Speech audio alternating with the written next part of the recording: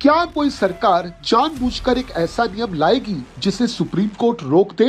और अगर मैं आपसे कहूं कि उस नियम के रुकने से भी सरकार को फायदा हो सकता है तो यूजीसी का एक नियम, छात्रों का विरोध, सुप्रीम कोर्ट की रोक और 2026-27 के चुनाव। आज का ये वीडियो यूजीसी के उस कानून से ज्यादा राजनीति को समझने का प्रयास है।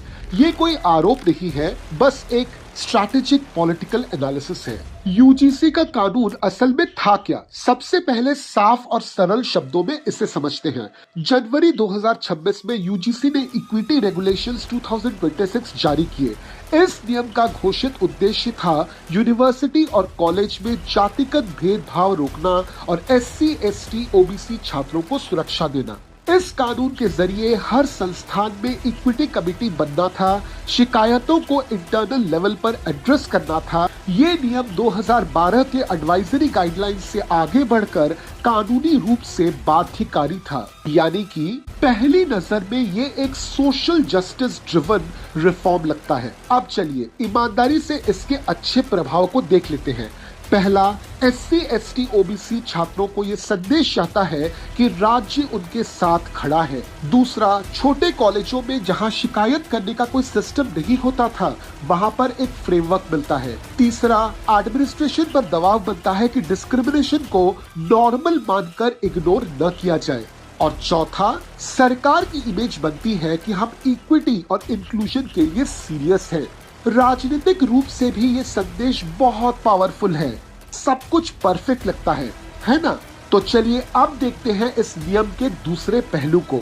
इस रूल में जनरल कैटेगरी का स्पष्ट उल्लेख नहीं है। शिकायत की परिभाषा काफी ज्यादा वेग है। फॉल्स कंप्लेंट से बचाव के लिए सेफगार्ड्स काफी ज्यादा कमजोर हैं और कमिटीज की कंपोजिशन पर एक सीरियस सवाल है। ये कानून लाता है एक fear driven campus culture, merit और न्यूट्रलिटी पर बहस, स्टूडेंट्स के बीच कास्ट पोलराइजेशन, और यही पॉइंट आगे चलकर बन जाती है राजनीति। अब असली सवाल, बीजेपी को इससे क्या मिला? यानी हम आ चुके हैं इस वीडियो के कोर हिस्से पर। तो चलिए मान लेते हैं कि ये सब कुछ एक कॉन्शियस पॉलिटिकल स्ट्रैटेजी नहीं था, लेकिन राजनीति में आउटकम्स ज्यादा मायने रखते हैं, इंटेंशंस नहीं। इस कानून के द्वारा बीजेपी को कुछ संभावित गेन्स होते हैं।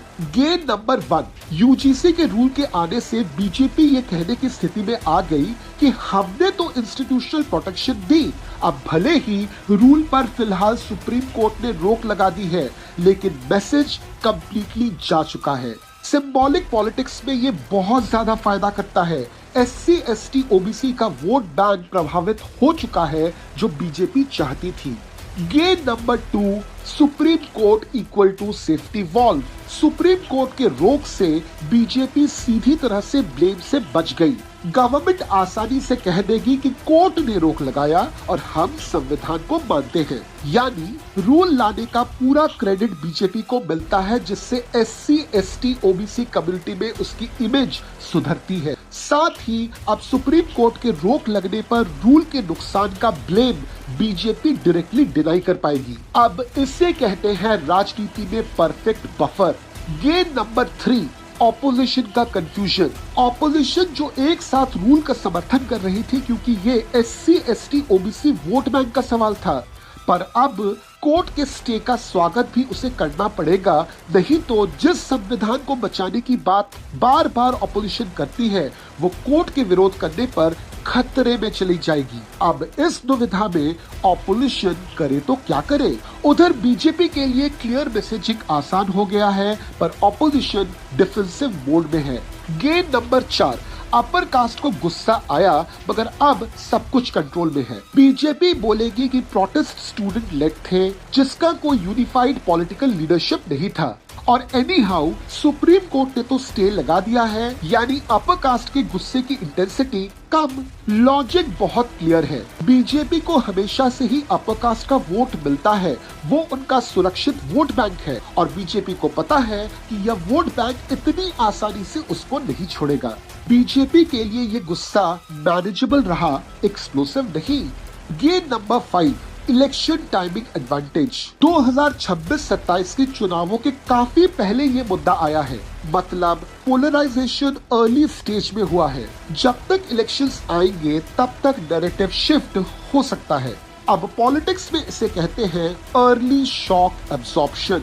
अब ऐसा नहीं है कि बीजेपी को सिर्फ फायदे हुए, कुछ नुकसान भी हुए। तो चलिए अब संतुलन के लिए नुकसान को भी समझते हैं। Loss number 1, educated urban youth में ट्रस्ट की deficit. Loss number 2, policy drafting competence पर सवाल। Loss number 3, social engineering politics का टैग। लेकिन इन नुकसानों का असर लॉन्ग टर्म और डिफ्यूज है, जबकि गेन्स शॉर्ट टर्म और टारगेटेड है।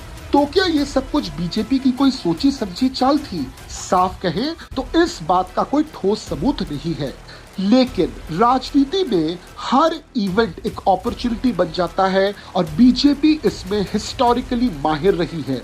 ये मामला शायद पॉलिसी फेलियर का हो, लेकिन पॉलिटिकल मैनेजमेंट इफेक्टिव दिखता है। यूजीसी रूल 2026 शायद शिक्षा सुधार की कोशिश थी, लेकिन उसका फॉलआउट शुद्ध राजनीति बन गया। 2026-27 के चुनावों में इसका असर दिखे ना दिखे, एक बात तय है, बीजेपी ने नुकसान से ज्यादा नैरेटिव कंट्रोल हासिल किया। और भारतीय राजनीति में कभी कभी नैरेटिव ही जीत तय करता है। तो फिर आप क्या सोचते हैं, बीजेपी की ये स्ट्रैटेजी थी या फिर संयोग? कमेंट में जरूर बताइए और मैं आपसे वापस मिलता हूं अगले वीडियो में एक नए टॉपिक के साथ। जय हिंद।